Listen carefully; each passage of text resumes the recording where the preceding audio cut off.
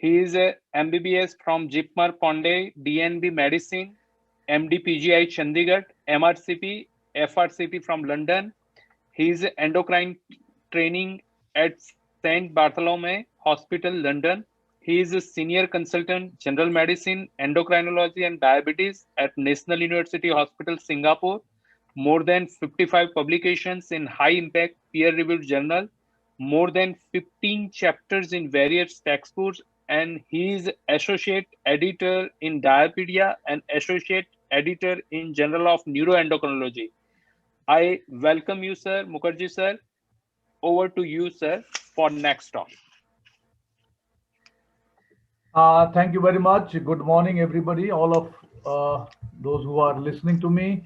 And Bansi, I can see you. Thank you once again for giving me the topic which is close to my heart, which is combination therapy. I spoke on this recently in the RSSDI as well, but this time the combination has been fixed for me. So I have to speak on a fixed combination, and that combination is of an SGLT2 and a DPP4 inhibitor. The topic given to me is a timely step for holistic risk modification in type 2 diabetes, role of SGLT4. I would slightly disagree with that in the sense that holistic medicine of diabetes is not just glycemic control. When we talk about DPP4 SGLT2 combination, we are talking primarily of glycemic control, maybe a little bit about preventing complications, but holistic management of diabetes is much more than glycemic control. You need to control your blood pressure.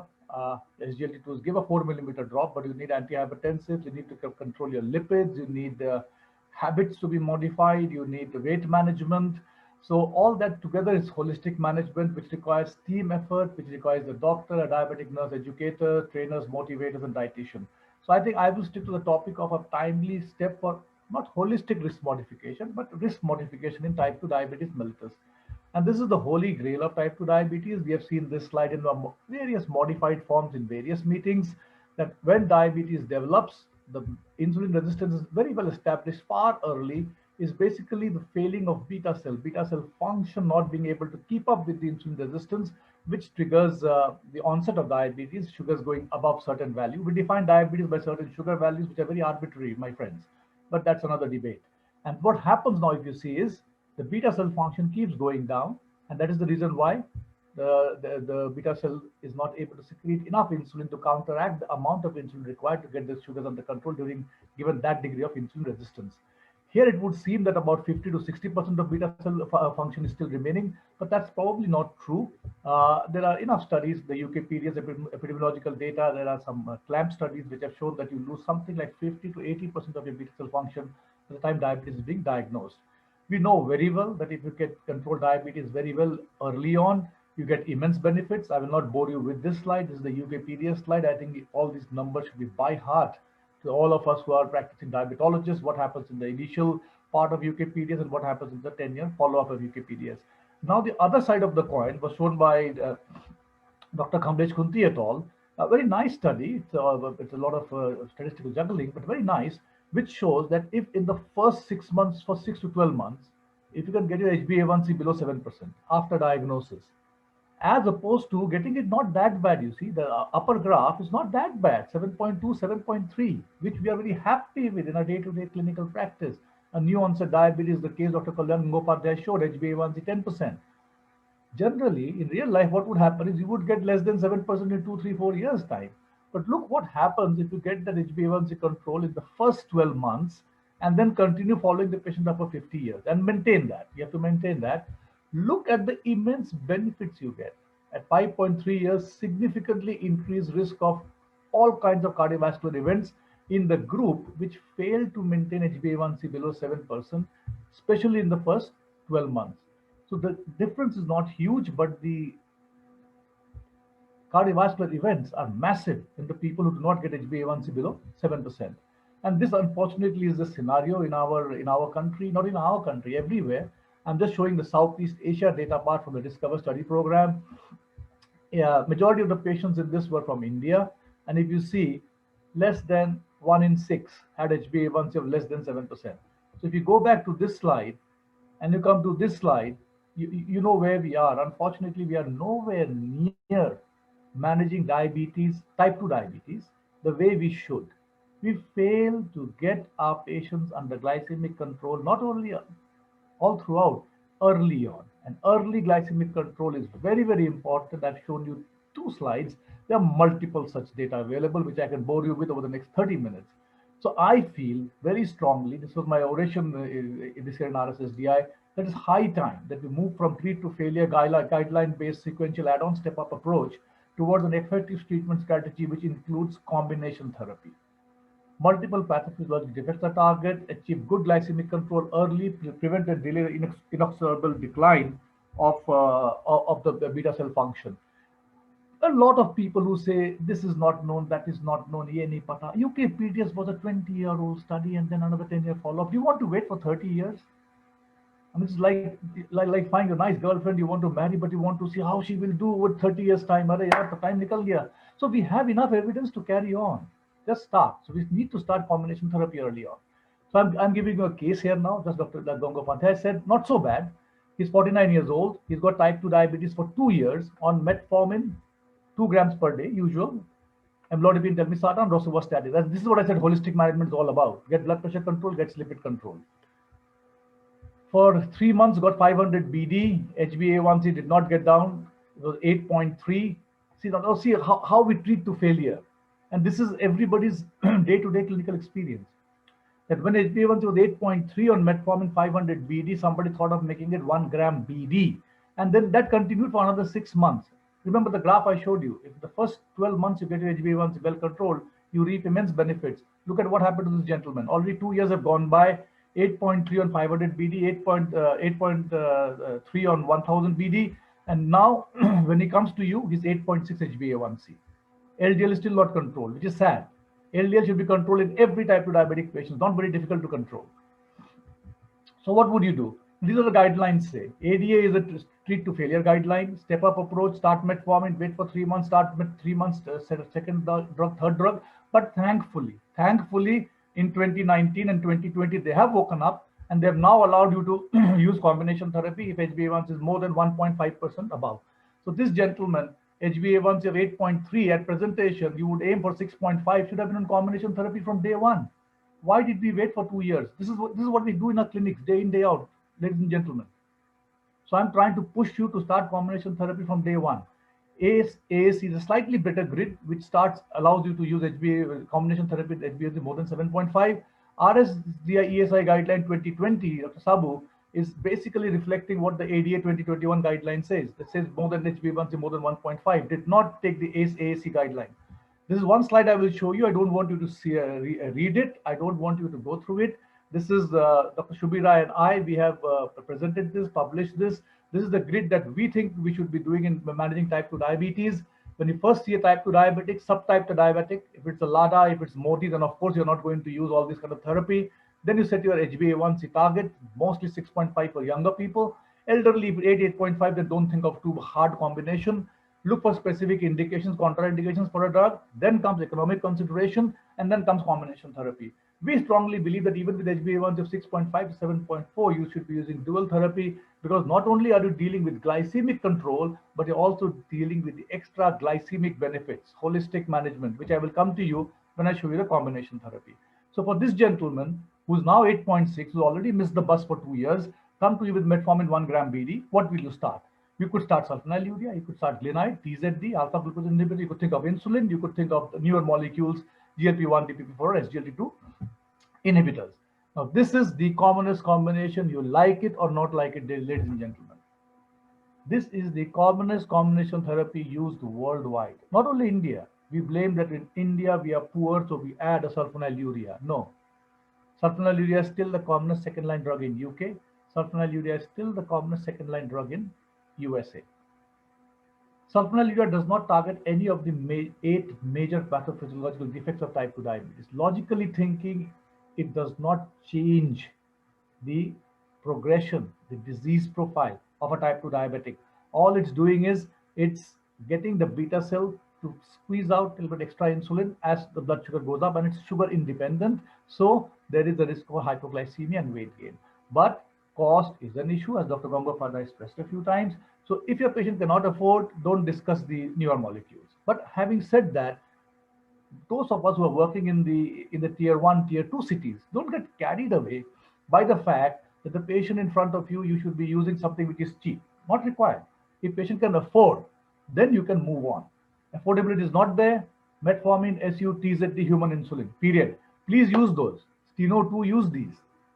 But remember, Steno 2 controlled blood pressure, controlled lipids, got them off smoking, got them to exercise 30 minutes. That's holistic management of diabetes.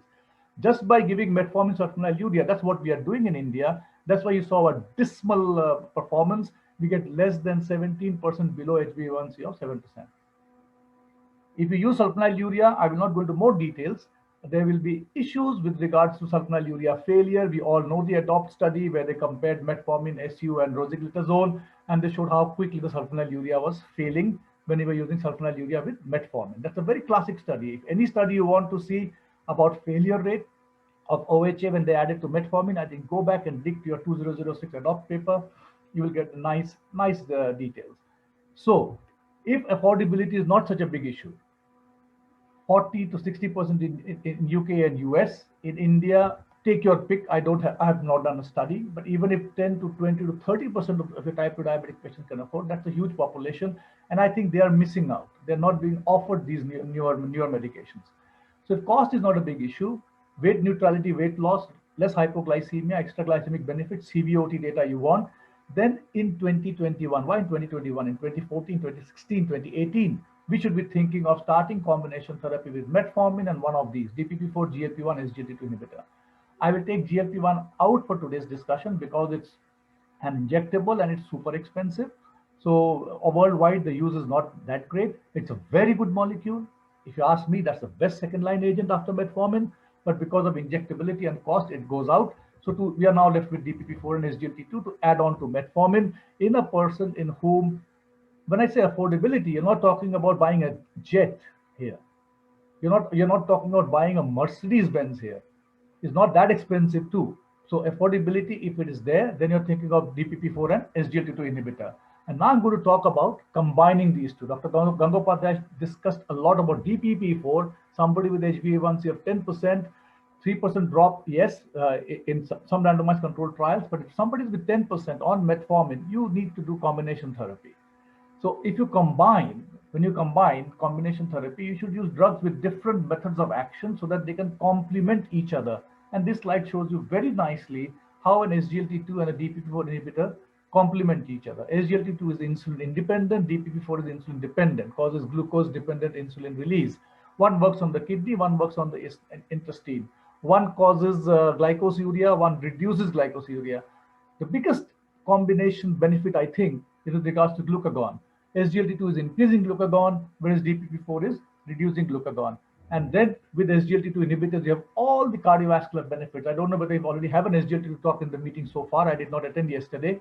But if you have not, then I will show you some of the slides. And if you've attended, you know all the cardiovascular and renal benefits with SGLT2 inhibitors. And Dr. Gangopadhyay so nicely showed you that DPP4 inhibitors are cardiac neutral and maybe a little bit of beneficial effect in kidney with regards to albuminuria, with linagliptin a randomized controlled trial, and with saxagliptin and sitagliptin as a secondary or exploratory endpoint in the TCOS and SAVOR-TIMI trial. So if you take SGLT2 inhibition, people with high HbA1c, doesn't work very well when HbA1c is below 8, 7.5%, doesn't get very good glycemic control. It's fasting plasma glucose centric, weight loss is a priority, and of course, as I said, when you think of certain things which rule in a drug, two drugs get ruled in, SGLT2 or GLP-1, if you have ASCVD, heart failure, or CKD. Whereas the DPP4, Dr. Gangopadhyay has nicely shown you, somebody with near HbA1c target, very easy to use, very few side effects, tolerability is not an issue, and you can safely use them with renal impairment, where SGLT2 inhibitors you can't. So if you combine them, this is the benefit that you're going to get. What? This is the famous octet, and look at how many of these will be targeted if you use metformin, SGLT2, and DPP4. Except for the one which is the neurotransmitter dysfunction, probably you are targeting all, and the other one is lipolysis. Lipolysis is getting excluded. Apart from that, if you use metformin, SGLT2, and DPP4 inhibitor combination, you are targeting 6 of the 8 pathophysiological defects. To target lipolysis, you either need insulin or you need a TZD, pioglitazone. Neurotransmitter dysfunction is a Pandora's box. I think next 5 years we will hear a lot about this pathophysiological defect in type 2 diabetes. So when you combine, this is a trial with EMPA and LINA. There are trials with DAPA and SAXA as well, similar trials. That if you start Lina 5, EMPA 10, EMPA 25, Lina 10.5, EMPA 25.5. So you have combination of this, you have combination of this. There are three things to learn from this slide. First one, when you use DPP4 or SGLT2 inhibitor alone, and when you use in combination, you get a bigger drop in HbA1c. That is absolutely a no-brainer. Second thing that you have to learn is not additive. If you take 0.7, 0.1, 0.6, it should be 1.36 drop. When you're using a 10 on 5, you're not. You're getting 1.08. If you use 25, 0.6 and 0.7, you get 1.32. You're not getting a drop. Why?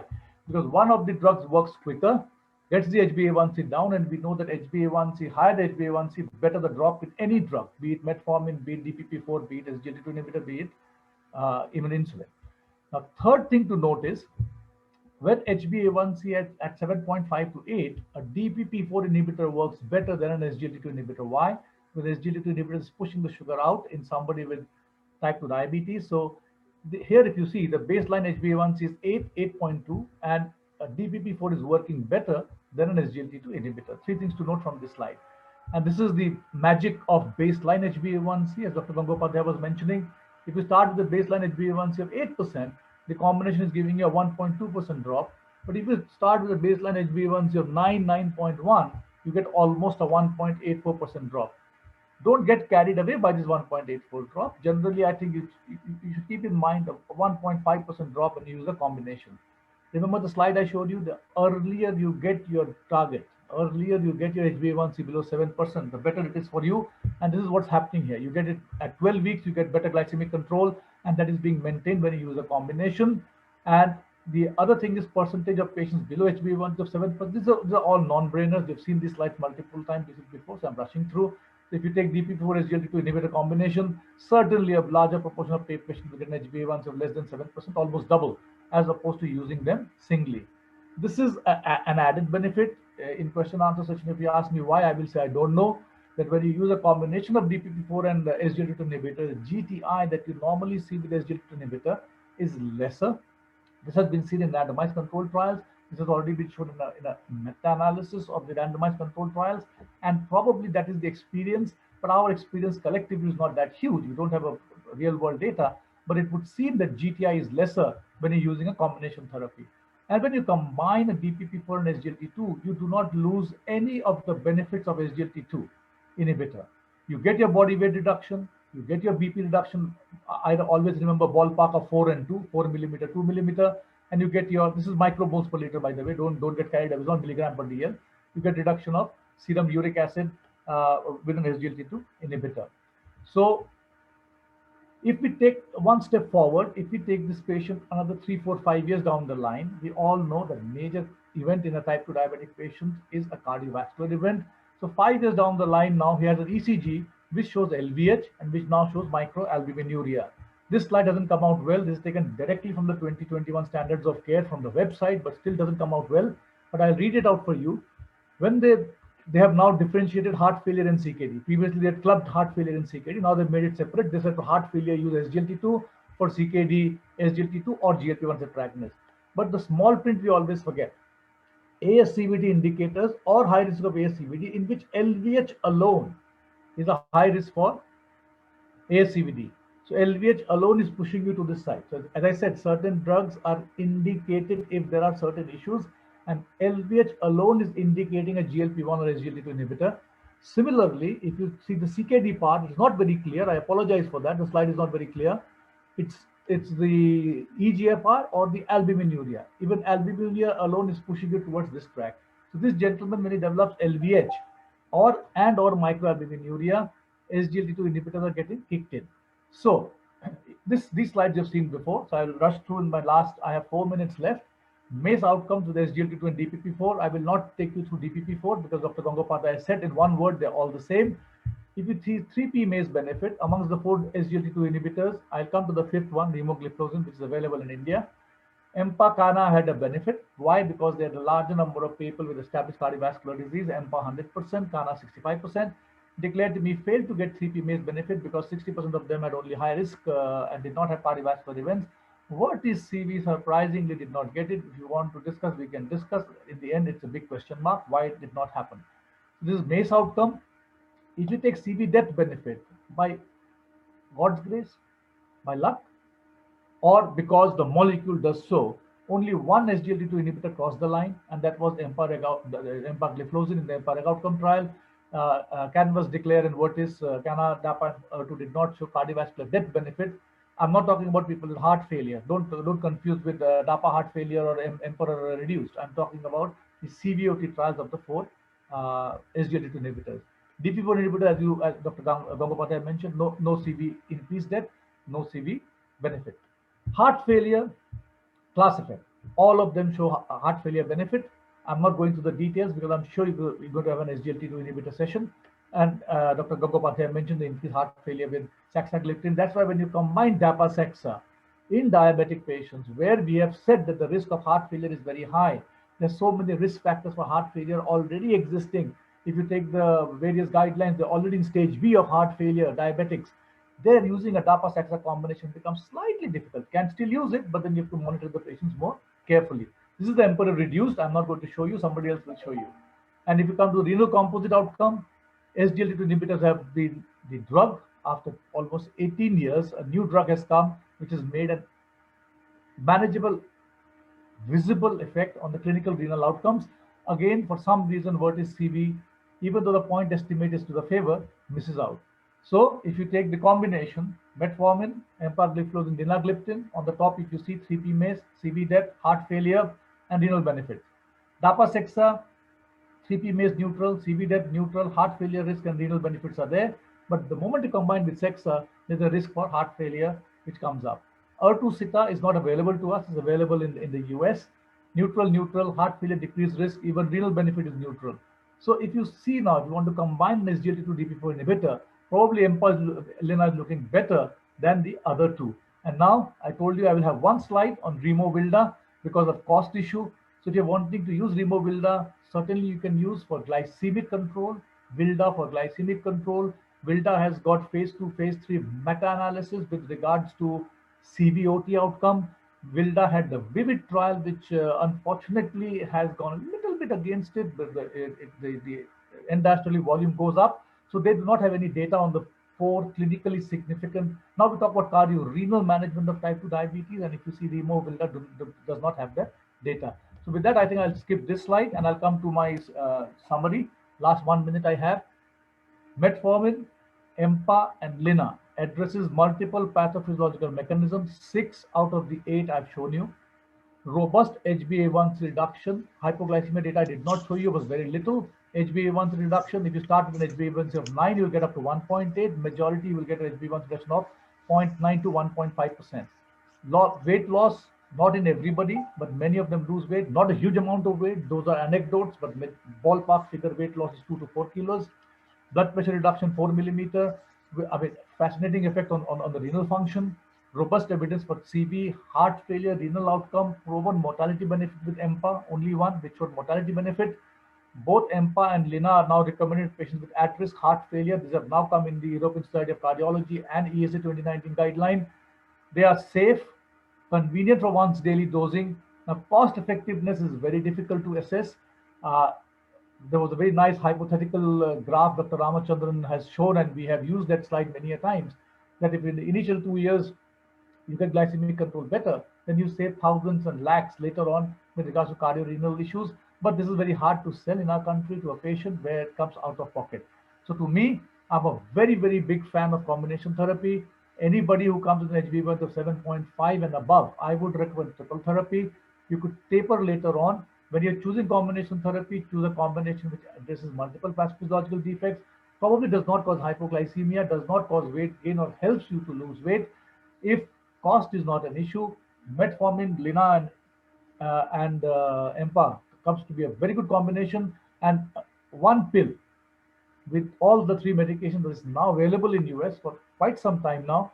We in India don't have that. We have metformin separately and EMPA-Lina together. As I said, Dapacexa is available to you. You are welcome to use Dapacexa if you want to, but I have showed you a little bit of data with regards to heart failure and other issues. And I'm sure there are questions. We'll take that during question answer time. Thank you very much, Dr. Bansi Sahu, for inviting me. Thank you very much, Chairperson, for giving me this opportunity and indulging and giving me 2 minutes extra. I see I have 22 minutes, so indulging and giving me this 2 minutes extra for my talk. Thank you very much.